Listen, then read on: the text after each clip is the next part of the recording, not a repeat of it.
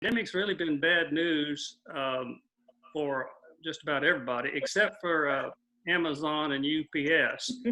Yeah. I think they're probably having a heyday right now. I know they are at our house. Phyllis seems to order something nearly every day.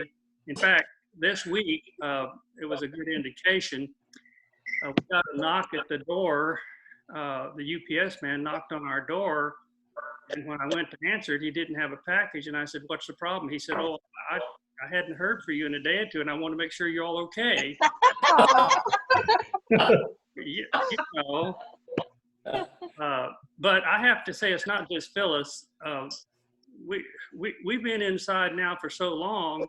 The other day, she said, "I got an email, Bill, from Amazon. They said the package will be here Wednesday." And I said, "Now, what is Wednesday?" So it's affecting all of us, isn't it? Those of you who've not been with us through this series the whole time will not know that we have a little booklet I put together a few years ago. It's called Getting to Know Your God, and it's a workbook that's been designed to help us go through the Bible one book at a time. We've been all the way through the Old Testament. We've been through the Gospels, through the transition books of Acts, and Romans is the first letter. Now we're marching through the other 7 letters, or the 7 letters of Paul. I think an important thing to think about when we read these letters of Paul is something that we often forget about as Christians, which keeps the letters from being really that relevant. We forget about the context of the culture. I think it's critical, if you're going to hear the real message of these letters that were chosen by God to be in His Bible, His Word, it's critical to know the contextual life of these people. Last couple of weeks, I've talked about Romans, and that's kind of set the stage. Romans was the first letter that appears in the Bible. Now, some of you may not be aware of this, that the order of the letters of Paul are not importance. They're not chronological. The letters in the Bible are in the order of their size. The people who put the canon together did not want to make the decision as to which one is most important and which one is less important and so forth. They weren't sure about the dates exactly at that time. So they just decided, well, we'll just put them in the order of the length of the book. So Romans is the longest and so forth. But we do know that Romans is considered probably the most important book in the Bible, and maybe for many, at least the New Testament, because it kind of brings the Old Testament and New Testament together. It kind of talks about the basics. But the thing it does that's critical for us for all these letters is to remember the context of the Roman Empire. As you know, the Greeks dominated the world for hundreds of years when they began to conquer that part of the world. And as the Greeks took over, the Greeks, as you know, had all these mythical gods. But we sometimes forget that all these mythical gods that they had were not so much gods that they worshiped. We talk about that. But the truth of it is the gods were really the rich people, the ruling classes, imaginary heroes that they used to justify whatever they wanted done. If you notice, they're all men, they're all white, they all look like Greeks. If you notice, the gods are always just a personification of their own emotions and their own actions. So the Greeks used those gods to kind of justify their behavior. And after the Romans took over and conquered most of all the Greek Empire, and it became the Roman Empire, that's the exact same thing happened. The Romans began to do the same thing. They just changed the name of those gods. And the gods are really not that important to the Greeks or to the Romans. In essence, these gods were simply there as a convenience to help the poor people have somebody to talk to or somebody to fear. And as I talked about we'll forget the Romans for a minute and the Greeks for a minute and talk about the Romans. The Romans, as I said last week in a summary way, the Romans dealt with the 3 big questions that people ask everywhere. The question of authority: how do I know who's telling me the truth out here? How do I know who's right? And the Roman way was, I'll tell you who can tell you the truth, and that's whoever's got the most power, whoever's got the most money, whoever's in control. And they're the ones who are by nature correct. And so the ruling class saw themselves as the authority. The second question everybody asks in any land is the question of identity. The question that, as I put here last week in the notes, it's the question of what am I supposed to do with my life in terms of my relationship to others? And the ruling class, the Roman way, said it's all about the class system. It's all about where you were born. If you were royal, if you were an upper class, you have certain privileges, and that's just the way it is. That's the way it's supposed to be. That's the way the gods designed it. And if you're in a lower class, or if you're a servant, or if you're a slave, that's because that's the way it's supposed to be. And so providence was basically keeping the caste system straight. In fact, the reason there's evil, which is the big question we always have in every religion, is the cause of evil and suffering. Why do people suffer? Why are things the way they are? Why am I in this mess I'm in? The answer in the Roman way, the reason you're in the mess you're in, is because you're not you're not obeying your authority. And in other words, you have not accepted your role. If you were to accept if everybody did what they're supposed to do according to the ruling class, then we wouldn't have any evil and suffering. Our problem is you're rebelling.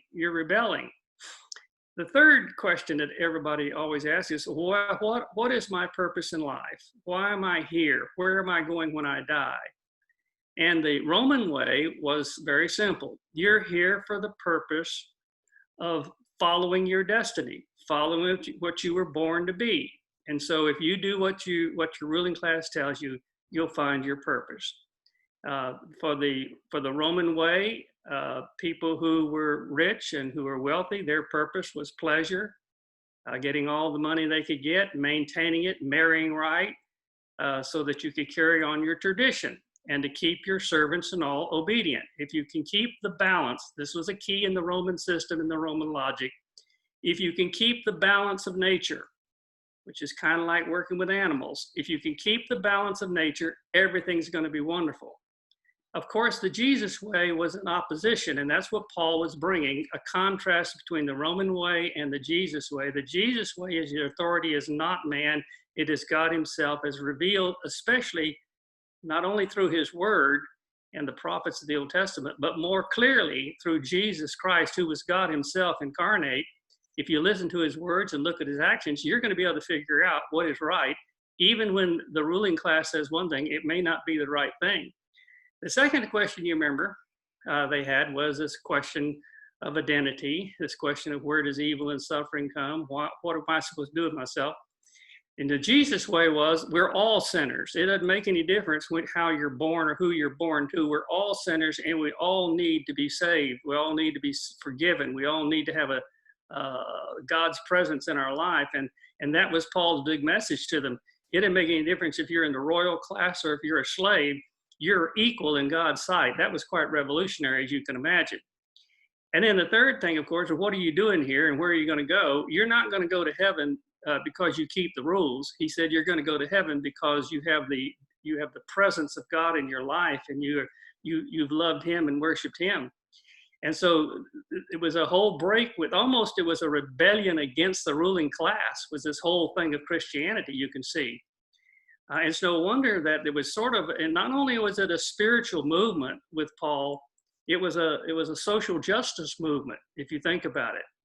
It was saying that the people who are in the ruling class, the white, wealthy, powerful, do not deserve, just because they're born that way, they do not deserve to have all these privileges. So in a way, the Jesus movement and Paul's letters were a tremendous revolution to the ruling class. Now, keeping that in your mind, now we look at 1 Corinthians with that backdrop and think to yourself, Corinth is not just some ordinary city. I think most of us, we don't give a lot of thought to Corinth.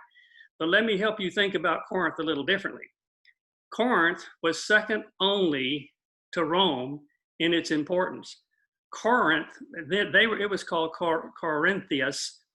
Corinth was just west of Athens. It was on the coast. It was a popular city. It was the second largest, not only in size, but in economics. It was the second in culture. It was the second in entertainment. It was a huge money-making machine, Corinth was. And so for the Romans, Corinth, whenever they took over Corinth, their heyday was around the same time Paul's writing this letter. The Romans, as you remember, conquered the Greeks back 300 years before Jesus came along. But some 50 years after Jesus' birth, Corinth was at its heyday. And at the center of Corinth was this temple to Aphrodite, which was the Greek god of love, sex, and fertility. And they changed the name, of course, as you remember, from Aphrodite to Venus, the goddess of Venus. And Venus was the statue there right in the gateway to Corinth. And it was a symbol that Corinth was basically saying, welcome to our city, the city of love, sex, and prostitution. It was a party town. And the sailors and business people from all over the world who came there to trade came there for the party. They weren't there just to do business. And so they had all kind of games revolving around promiscuity. For instance, they had a 20,000 seat amphitheater where they put on these wild plays that you can read about.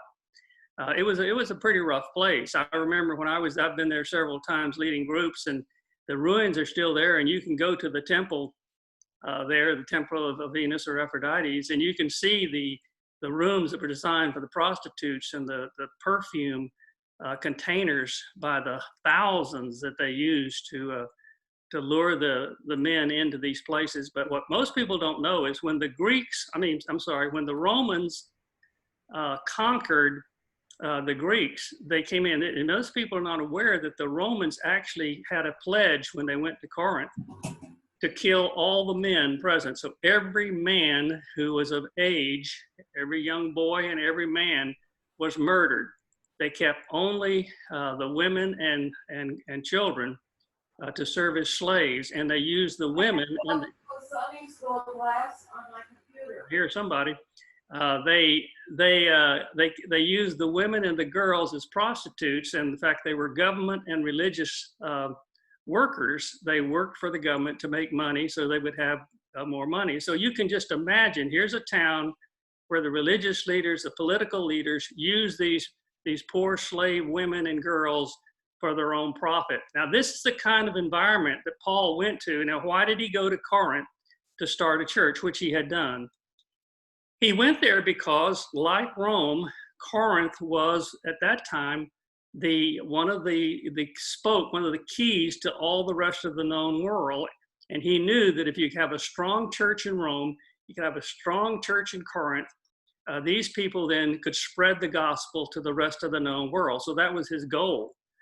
So he had been to Corinth. He had started this church. It got going. And as it had happened in other places, he was used to this. He got a letter from some of the leaders of the church saying, we're having some problems. Well, wouldn't you not be surprised? I mean, if you had a town like that, and here you were coming in with this message that is such a conflicting message with the culture. If you're saying the slave is just as equal to the ruling class, if you're saying that your purpose is to serve God and not to serve you, I mean, my goodness, can you imagine the conflict? And then you'll have people who are becoming Christians who are in high positions, and think about it. They're in business positions and they're having to talk to their fellow workers. They're being criticized for not getting in line and for maybe hurting the business. You're going to really have some squabbles in the church about, what should we really do here? So they wrote this letter to Paul, and he said, look, we got some serious questions. So the letter to the Corinthians, this first letter to the new church in Corinth, was designed for Paul to answer some of their key issues that they had. And so I do want to remind you that we oftentimes talk about the missionary journeys of Paul. The way we think of missionaries, I think that's a misnomer. Paul's journeys in those early years were not missionary journeys from the way we think of it. They were church start journeys. Paul's purpose was to go to these leading towns to start congregations, to gather Christians who were saved, have meetings to invite others, and seek to have them come to know Christ. And then that small core group, he then would teach them enough of the gospel, because they didn't have a Bible, you remember. He'd teach them enough of the gospel and the teaching of Jesus and the stories of Jesus that they could then go out and tell the good news that they'd found this new way. And that was the whole idea of multiplication. Well, obviously, Paul had to go back. So he had these other journeys where he'd not only start churches, but where he'd go in and answer the questions and encourage and motivate them to keep growing. He planned on going back to Corinth. We won't have time to do this right now, but Paul, we can tell from his writings that he would send other letters to him, and he also wrote other letters, and these letters were never preserved. And so we don't have but 2 of the 4 letters that Paul wrote to help answer the questions that these people had. But this one we have, this 1 Corinthian letter. And so I think it's important for us to know that I don't have time, in this little short session we have here to go through all the various things. I made some notes here to say that of all the issues that he talked about, let's see, I wrote down a few, just sort of a summary, keep me from rattling on. Let's see here. Oh, here we go. Here's how I would outline him. He had questions about marriage troubles they were having. What does it mean to be married? Following religious tradition, should they follow the traditions of their former religion? And if they were, most of them were Gentiles that he was trying to reach, so they didn't have, they had all these weird ideas of what gods were like. So there were questions. There were questions about whenever they have divorce in the church, when they have people who are married to people who were not of the faith, what are they supposed to do with those people? About different kind of beliefs and doctrines, about relationship between men and women, conflicts in their cultural experiences, their work and all. Should we listen to those people? Should we quit our work? Should we get ready for Jesus to come back? What should we do? So Paul had a lot of things to answer. He gave a little piece on each one of these, but here's the big thing I want to remind you of. This is what I wanted to cover today. Paul's main message was this. His message was, God has an answer for us. For all these problems, there's one overarching answer. It's kind of like this vaccine, this pandemic where we hear about, is that everybody's saying, oh, if we only had a vaccine, a vaccine would be the answer. In other words, rather than doing all this stuff, we'd have one thing, get everybody the vaccine, and we'd all have one, we'd not get it, and in the future, we'd be safe. Well, we all want a vaccine. But in Paul's world, they wanted a vaccine too, not against a physical disease, but against spiritual disease, against the moral disease, against the evil in the world. What if we could have a vaccine, something that would protect us and keep us safe? Paul says God's vaccine for evil and for division in the church and for division in relationships is one word: love. And this sounds pretty trite, but I want you to listen today because I want to clear up a misconception that I think we all have to struggle with. When Paul says, he gives this one verse that he gives in 1 Corinthians.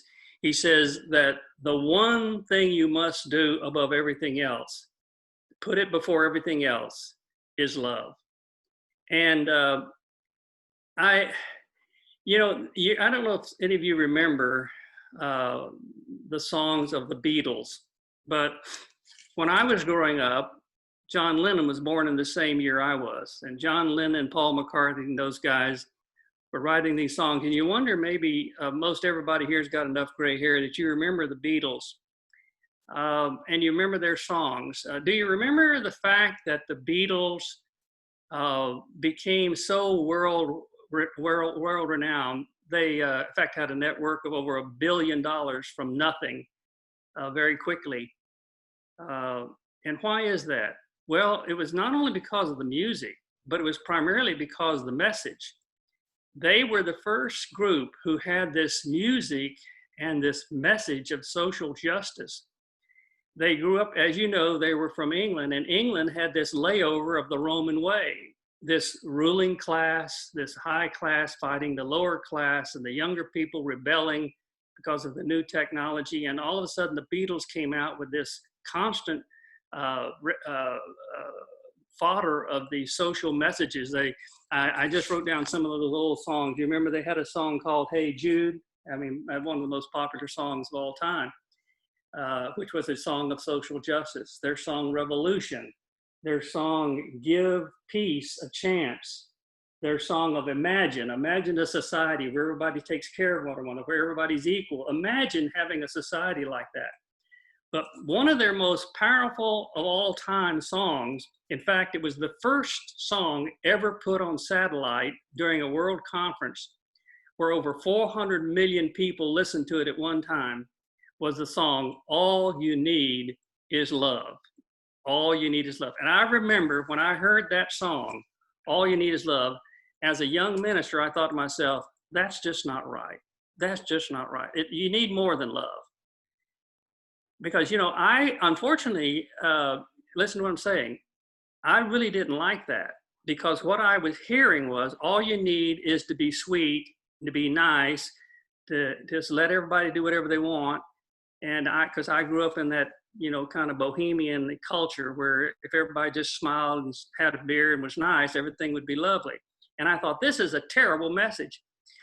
But the more I began to think about it, it's the same message that Jesus had when they asked him, well, what is it? You got all these laws and rules that you guys have come up with. What is the most important thing? What is the thing that dominates all of it? Jesus said what?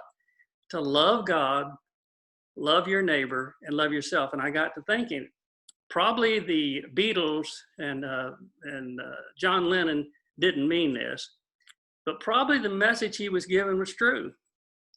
That the one thing we need that is transformative is love. Not the kind of love they were talking about, but the love of God, because it is transforming. It is the one thing that can transform your life and your relationship is the love of God. But here's the problem, isn't it? Is just saying love changes everything doesn't get the job done, because most people have no idea what Paul and Jesus were talking about. Because, hey, think about it this way. There's so many different kinds of love that are just not going to be helpful. I love to tell the story of whenever our daughter was like 10 years old, Phyllis and I's daughter was about 10 years old, she wanted a watch, and I thought, well, she's so young, I'll just get her a toy watch. Well, it just happens I was in Manhattan on business, and I saw this guy walk up to me on the streets in Manhattan. He had a suitcase, and guess what he had in it? You know, you've seen it. He has watches. And I went up to him. I said, oh, those are some pretty good looking watches. He said, yeah, I've got anything you need. And I said, well, I need a little watch for my daughter. I just want something little. And he showed me this Rolex woman's gold watch. And I knew what Rolexes cost. I never bought one, couldn't afford one. But anyway, he showed me this watch. It was a $15,000 watch for a woman. And I said, well, that's way out of my range. I can't even think about that. He said, oh, no. He said, this watch is used, but since it's used, I'll sell it to you for $25. Well, I thought to myself, a $15,000 watch for 25, yeah, well. Then I thought, well, it's just for my daughter, just a toy, so why not? So I bought it. Took it home, and you know, it was beautiful, and she thought it was gorgeous, and it kept perfect time for 3 weeks. Well, at the end of 3 weeks, it stopped, her arm turned green, and I took it to a jeweler, and I said, tell me, is this thing even worth fixing? And you know what his answer were? If you pay more than $10, it's not worth fixing. He said, you just got taken, buddy. Well, I wasn't surprised. You know, the fact of it is, that song, All You Need Is Love, that song reminded me of a very deep truth, It reminded me of that song, that country western song that was taken from the words that Shakespeare first used and Mark Twain used and hundreds of writers have used since then. Do you remember that country western song? All that glitters is not gold. Everything that glitters is not gold. In fact, listen to this word. Dan Spears wrote this song, and it was about love and about somebody. He met this girl, and this girl played like she loved him, and she sang songs about love. And listen to what he said. Here's the chorus of the song.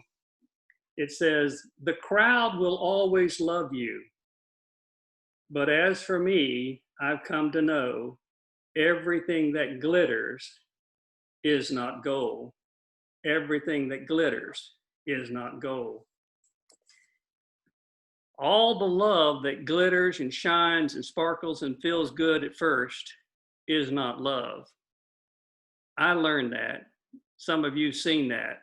The mistakes that we and our young people make, just because it feels good and it glitters and it seems wonderful at first, it may be going to turn sour and sick and quit very quickly because it's not the real thing.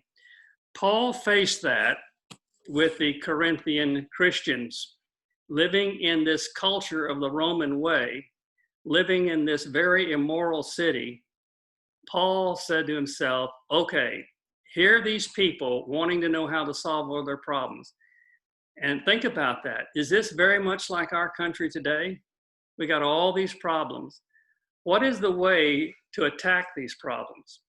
And Paul had to ask himself, if I attack each problem one at a time, set up rules, set up procedures, is that going to solve the problem? As I was talking to a fellow here just 2 weeks ago about what can we do about our country, I said, you know, we can do all these laws, we can set up all these rules, it's going to help a little bit, but ultimately, people are going to figure out a way to break the laws, aren't they? They're going to figure out how to do things just like they're doing. The key is there's got to be a change in the heart. And Jesus taught us, and Paul is retelling the story, that it's got to be that there's a new kind of love that takes place. There's got to be something that transforms the person's mind and their heart and their behavior from the inside. Unless that happens, dealing with all these individual issues is not going to work. If you try and fight the question of marriage, what is marriage? What ought to happen in marriage? Who can you marry? All that kind of stuff. Is it really going to, if you put all these laws together, is that really going to solve the problem we've got? No. The problem is going to be solved is when the two people who are making this decision, both have this love, the kind of teaching that Jesus and our Bible teaches us, the kind that's different. How can you tell the difference between genuine, real, transformative love? How about in your own life? How do you know what to do in every situation with your kids, your grandkids, with our government, with people who disagree with you politically? How can you have the right attitude, do the right thing, think the right way? How can you do that? The Bible teaches us through this letter of Corinthians, Paul gets back and he says, look, you got a lot of questions, but you've got to have one question resolved at the very beginning. You cannot have love like you're experiencing in the everyday life in Corinth. The definition of love in Corinth is totally opposite to the definition of loving one another in the Jesus way. In fact, as I looked at this letter, as you know, the most powerful chapter in all the Bible, that it most clearly defines or describes what God's kind of love, this transformative kind, what it's like is 1 Corinthians 13. And we've heard it many times. I'm going to ask June to read it to us here in just a second. So June, if you want to get ready, and let's make sure June's not muted. June, you might have to hit that mute button to make sure you're turned on. June's never muted. There you go. We don't ever want June muted. But before she reads it, let me just set it up to say this. If you read the 13th chapter of Corinth, not like we normally read it, kind of like something you'd read at a wedding. If you read it more like, okay, let's contrast what Paul is saying to the kind of love that's spoken of in Corinth by the city rulers, by the rich people. And if you see yourself as a servant, see yourself as a slave, see yourself as somebody who's been mistreated and you have no way out. And Paul comes along and says, here's what you're to do. Here's how you're to handle this. If you're going to transform people who disagree with you, whose beliefs are different than you, who have everything physically, but they have nothing spiritually, they have no eternal life. If you're going to help transform those people and God's going to work through you, here's how you have to think and feel and act. Here's what you've got to do. Think of this passage as Paul writing to those people to meet those kind of circumstances. Now, June, read that to us and let us think about it from that perspective. Love. And now I will show you the most excellent way. If I speak in the tongues of men and of angels, but have not love, I am only a resounding gong or a clanging cymbal. If I have the gift of prophecy and can fathom all mysteries and all knowledge, and if I have a faith that can move mountains, but have not love, I am nothing. If I give all I possess to the poor and surrender my body to the flames, but have not love, I gain nothing. Love is patient. Love is kind. It does not envy. It does not boast. It is not proud. It is not rude. It is not self-seeking. It is not easily angered. It keeps no record of wrongs. Love does not delight in evil, but rejoices with the truth. It always protects, always trusts, always hopes, always perseveres. Love never fails, but where there are prophecies, they will cease. Where there are tongues, they will be stilled. Where there is knowledge, it will pass away. For we know in part, and we prophesy in part. But when perfection comes, the imperfect disappears. When I was a child, I talked like a child. I thought like a child. I reasoned like a child. When I became a man, I put childish ways behind me. Now we see but a poor reflection as in a mirror.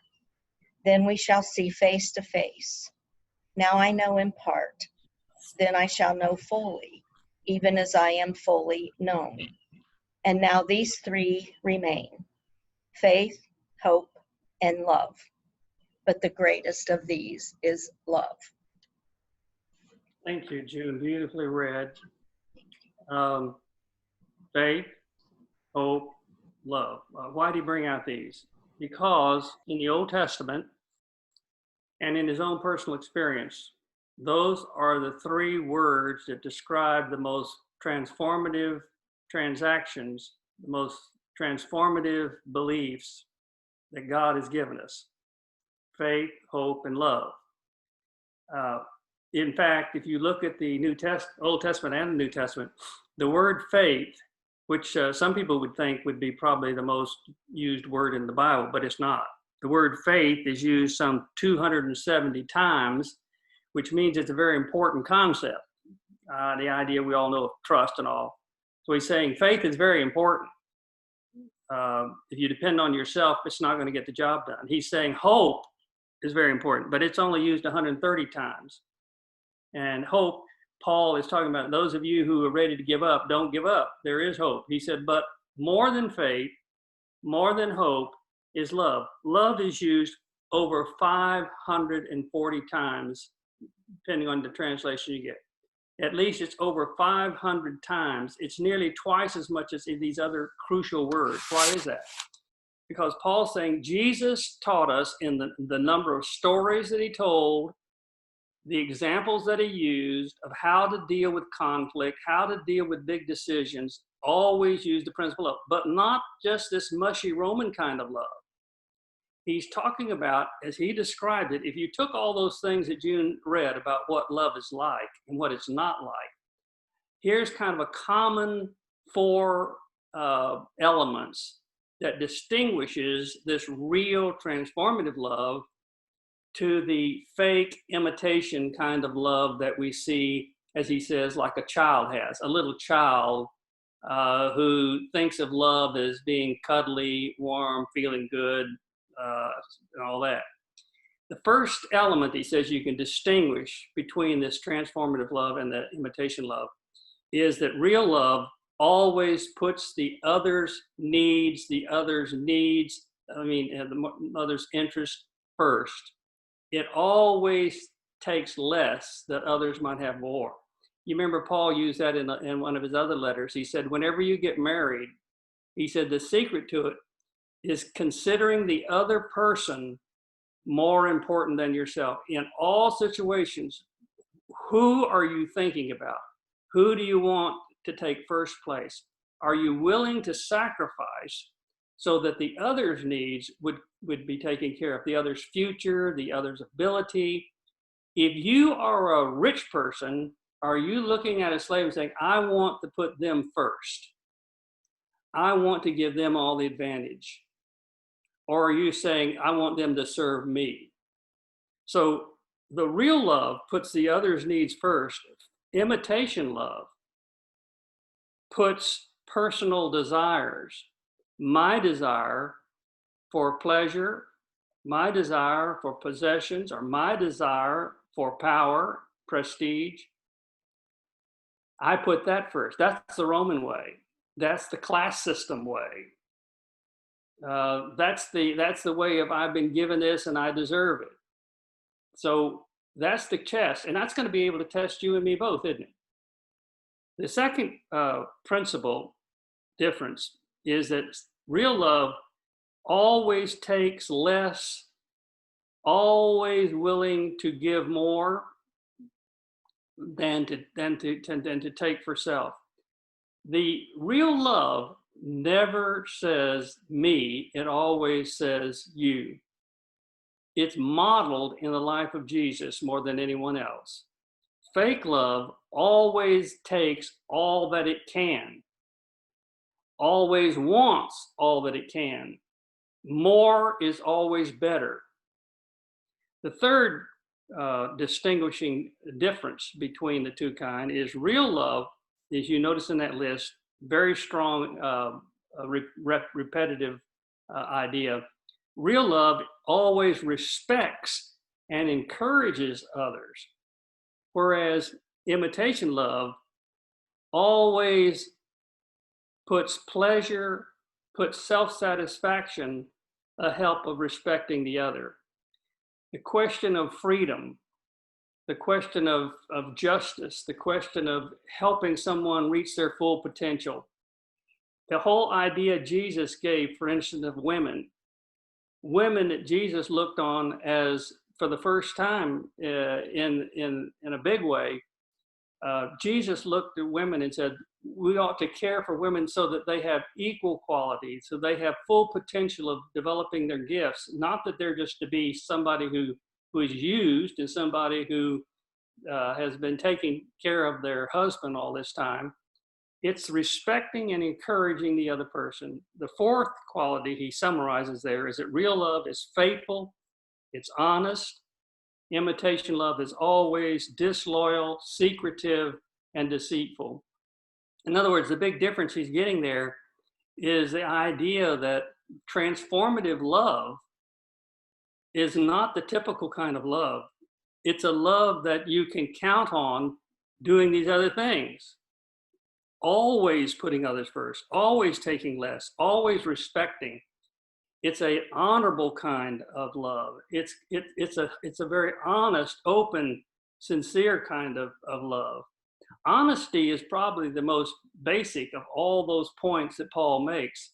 If you're going to see transformative love in the life of somebody, you're going to have to admit, confess your own faults, confess your own weaknesses, your own failures. Be honest about your desire for the ultimate goals of Jesus. So Paul caricatures these, and he says basically, if you have this kind of love, then when you come to questions of doctrine, you come to questions of marriage, you come of church conflict, of politics, of what are you to do about authorities, if you use these principles, all you need is love. That is, if you have the Jesus kind of love, the Jesus kind of respect, the Jesus kind of desire for the long haul, if you have that kind of attitude, that kind of behavior, it's going to be transformative. Is it going to be transformative immediately? No. It's going to be a growing transformation, and that's what Paul was saying he requires. I want to just use this last few minutes to ask a question, and I'd like some of you actually to respond. So you might, Les, you might unmute folks, or people can unmute themselves as they respond. But the question is this: what can we do? What can we do to help not adapt to the culture that we have and have the kind of love that the culture teaches? Because don't you see, in our American way, the popular way, it's very much like the Roman way. How can we avoid being sucked into that culture and teaching our children by our example and by our words? How can we, what are some things we can do to present the Jesus way as opposed to prolonging the Roman way? Who can take a stab at some of the things you think we can do personally to help? All right, let's hear some of you bright folks. Okay, Bill, can you hear me? Yes, I can. Well, the passage in Romans 12 that we looked at last week, where Paul speaks about don't be conformed to the image of this world, but be transformed by the renewal of your mind. Yes. That is, let your relationship with Christ continually renew your mind and keep you focused on his purpose for our lives. And as you've mentioned, that purpose is to love others the way he loved us and gave himself for us. Amen. That's good, David. Thank you. Who else has a thought? What can we do? What are some things we can do? Here comes my little wife. I have been listening. I think you have to put flesh on these words. And I remember several years ago when we moved out here in these hills and we were looking for a church, it was this group of people in this class that really impressed us because you were putting flesh.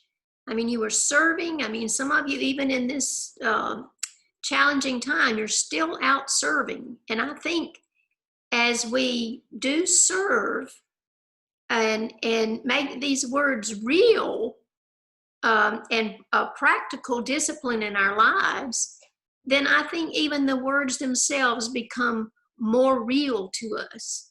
So I think you just have to flesh it out. You can't just sit around and think about it. You got to do it. Amen. Thank you. She's always good, isn't she? Everything I know she taught me. So, all right. I think maybe on a more practical level, Okay. something we can do that is difficult but really needed in this time is to listen to others with the idea of truly understanding their position instead of being ready to counter with their own arguments. Yes. And you know, when people are feeling when people are feeling like they don't have a voice, they say, you know, hate me or love me, but don't ignore me. And if we don't listen to people, we'll never get through to be able to have a voice in their lives. Yes, that's good. Very good. Somebody else, I want you to tell me, what can we do to avoid taking this self-centered Roman way, getting sucked into it with all of the powerful media influence? How can we maintain this way that we find in the gospel I see Ruth Berggren, our physician and infectious disease expert. She's joined us. I just, while you're here, we're glad you're here, Ruth. But I wanted to say something I've learned all my life as a Christian, but I've seen it, as Phyllis said, fleshed out. Dr. Berggren teaches her medical students that one of the ways to actually learn how to be a physician and not just be a mechanic is to get out into these free clinics and to help the poor and to work with people. And I remember hearing some of her students get up and say that, you know, studying the books, listening to the lectures is just part of it. But the most transformative part of my medical education has been getting out there and actually helping people who are poor and have no insurance and have nobody to help them, and that it changes their lives. I've seen that on our mission trips. Ruth, do you want to say anything about that now that I've opened that door? You called me out, Pastor Bill. Yeah, yeah. And I'm sorry I'm not showing the video right now, but I don't look as pretty as y'all do today. I guess I believe in ethics in action, and I think that you have to walk the walk and not just talk the talk. And at the end of the day, what makes it easier is if you really boil it down, we're all the same. Yeah. I will share with this group right now that 2 o'clock this morning, our daughter Megan called us and was having terrible abdominal pain, was awakened from sleep and had to go to the emergency room. And as I'm speaking to you right now, my husband Tyler is driving to the emergency room to pick her up. Thankfully, she does not have appendicitis. We haven't heard the verdict yet, but she's being sent home. But she called us about 2 hours ago and said, please get me out of here. Everybody's coughing. And you may know that San Antonio is being overwhelmed with COVID patients. And everybody in the emergency room said it was an extraordinary night last night. And they were worried about having enough ventilators for all the people. And we've been Jan Patterson and I, and her husband Tom and all of our infectious disease crew have been really working hard and struggling to get the message to San Antonio about being careful. And so it's just striking that on the day of the biggest surge of all, our own daughter had to be in the place where we're telling everybody not to go, emergency room. And the point of what I'm rambling about is that we're all the same. We're all the same. We have the same vulnerabilities and the same needs. And there is nothing other than loving each other and helping each other through whatever the difficult time is. There's nothing else. So very grateful that Megan is on her way home right now with Tyler. And I sure hope she didn't get COVID while she sat in the emergency room waiting for her ultrasound. But we just have to love each other and do the next right thing. Don't you just love these physicians who are also preachers? She's always had that ministry of sharing not only medicine, but sharing the word of truth. I'm going to ask us to pause right now. We love Megan. She's a very creative, wonderful young lady. Paula, you're a nurse. Would you pray? Paula, you know about these folks who need. Would you just pray a prayer for Megan right now? I think you're muted. Can you hit the mute button? Or does Tim hit it? There you go. Paula, would you just say a brief prayer for Megan, please? Dear Lord, we just come and give you thanks and gratitude for all the blessings that you have bestowed upon our lives, and the fact that there are doctors and nurses willing to give their time and their very lives to take care of these people that are coming to them in need. Lord, we just ask you to be with Megan, to give her peace and calm, and to somehow make this an easy thing to overcome and heal. Lord, we just thank you again so much for all of the blessings that you have bestowed upon us and the health. Help us not to take it for granted, and help us to walk in your footsteps and show love to everyone that we come in contact with. In Jesus' name we pray. Amen. Amen. All right. got a lot of other folks who could say wonderful things, but our time is up, and I'm going to try and be faithful to the allotted time. Thank you. As we go into 2 Corinthians next week, you're going to find that Paul has found out these people actually took his word. He's encouraged. They're doing a lot better. But he said, okay, there's something else you need to know. So this is sort of like those mysteries. If you want to find out what else, you'll be here next week. But thank you for being here. Good to see all of you. Y'all look good. God bless you. Thanks, Bill. You're welcome. Thank you.